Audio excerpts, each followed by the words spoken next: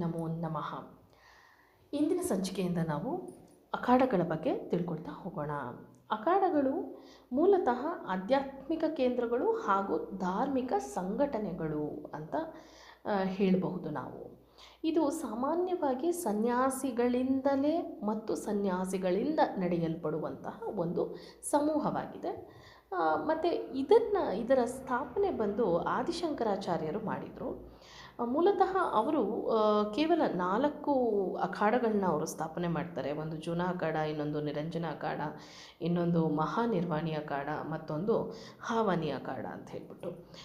ಉದ್ದೇಶ ಏನಾಗಿತ್ತು ಅಂತ ನಾವು ಯೋಚನೆ ಮಾಡೋದಾದರೆ, ಸನಾತನ ಧರ್ಮವನ್ನು ರಕ್ಷಿಸುವುದು ಮತ್ತು ಯುದ್ಧ ಕಲೆಗಳನ್ನು ಕರಗತ ಮಾಡಿಕೊಂಡು ಇವರು ಯಾವಾಗ ನಮ್ಮ ಧರ್ಮಕ್ಕೆ ಏನಾದ್ರು ಕುಂದುಕೊರತೆ ಸಮಸ್ಯೆಯಾದಾಗ, ಹೇಗೆ ಅಂತಂದರೆ ಹಿಂದಿನ ಕಾಲದಲ್ಲಿ ಬೇರೆ ಬೇರೆ ದೇಶಗಳಿಂದ ಬೇರೆ ಬೇರೆ ಒಂದು ಧರ್ಮದವರು ಬಂದು ಯುದ್ಧಕ್ಕೆ ನಿಂತಾಗ ನಮ್ಮ ಧರ್ಮದ ರಾಜರಿಗೆ, ನಮ್ಮ ಒಂದು ಸನಾತನ ಧರ್ಮದಲ್ಲಿ ರಕ್ಷಣೆ ಮಾಡ್ಕೊಂಡು ಬಂದಂತಹ ರಾಜರಿಗೆ ಎಲ್ಲೋ ಯುದ್ಧದಲ್ಲಿ ಸೈನಿಕರ ಕಡಿಮೆ ಆದರೂ ಅಥವಾ ಅವರನ್ನು ಎದುರಿಸೋ ಶಕ್ತಿ ಇರಲಿಲ್ಲ ಅಂದಾಗ ನಮ್ಮ ಈ ಸಾಧುಗಳು ಹೋಗಿ ನಿಂತು ಅಲ್ಲಿ ಹೋರಾಡಿ ನಮ್ಮ ಒಂದು ಸನಾತನ ಧರ್ಮದ ರಕ್ಷಣೆಯನ್ನು ಮಾಡ್ತಾಯಿದ್ರು ಅಂತ ಹೇಳಬಹುದು ನಾವು.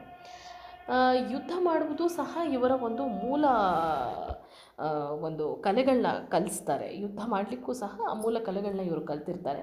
ಧಾರ್ಮಿಕ ಆಚರಣೆಗಳು ಮತ್ತು ಸನ್ಯಾಸಿಗಳ ಒಂದು ಜೀವನವನ್ನು ಇವರು ಸಾಗಿಸ್ತಾ ಇರ್ತಾರೆ. ಅವರು ಎಂದಿಗೂ ನಮಗೆ ಎದುರಿಗೆ ಬಂದು ಅಷ್ಟಾಗಿ ಕಾಣಿಸ್ಕೊಳ್ಳೋಕ್ಕೆ ಇಷ್ಟಪಡುವುದಿಲ್ಲ.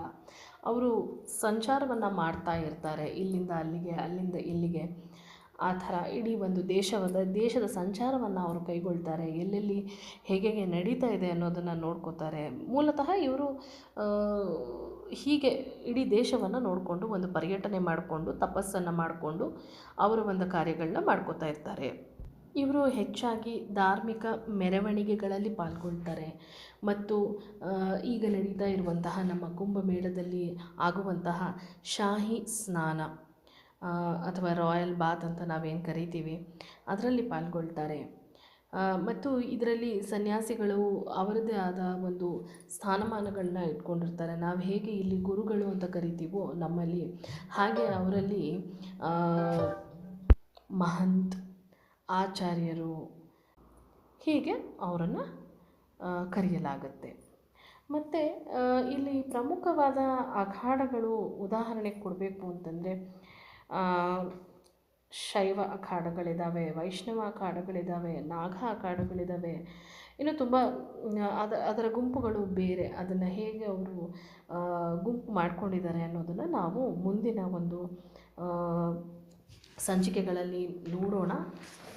ಇಲ್ಲಿ ಪ್ರತಿಯೊಂದು ಅಖಾಡಕ್ಕೂ ಅದರದೇ ಆದ ಫಿಲಾಸಫಿ ಅಥವಾ ತತ್ವಶಾಸ್ತ್ರ ಇರುತ್ತೆ ಮತ್ತು ಅದರದೇ ಆದ ಒಂದು ಧಾರ್ಮಿಕ ಆಚರಣೆ ಇರುತ್ತೆ. ಸೊ ಅವರದ್ದೇ ರೀತಿಯಾದ ಯೋಗಾಭ್ಯಾಸಗಳನ್ನ ಅವರು ಪಾಲಿಸ್ತಾ ಇರ್ತಾರೆ ಮತ್ತು ಅವರದ್ದೇ ಬೇರೆಯ ರೀತಿಯ ಒಂದಿಷ್ಟು ರೂಲ್ಸ್ ಆ್ಯಂಡ್ ರೆಗ್ಯುಲೇಷನ್ಸ್ ಇರುತ್ತೆ, ಅದನ್ನು ಅವರು ಪಾಲಿಸ್ಕೊಂಡು ಬರ್ತಾ ಇರ್ತಾರೆ. ಇನ್ನು ಮುಂದಿನ ಸಂಚಿಕೆಗಳಲ್ಲಿ ನಾವು ಪ್ರತಿಯೊಂದು ಅಖಾಡವನ್ನು ನೋಡೋಣಂತೆ. ಧನ್ಯವಾದಗಳು.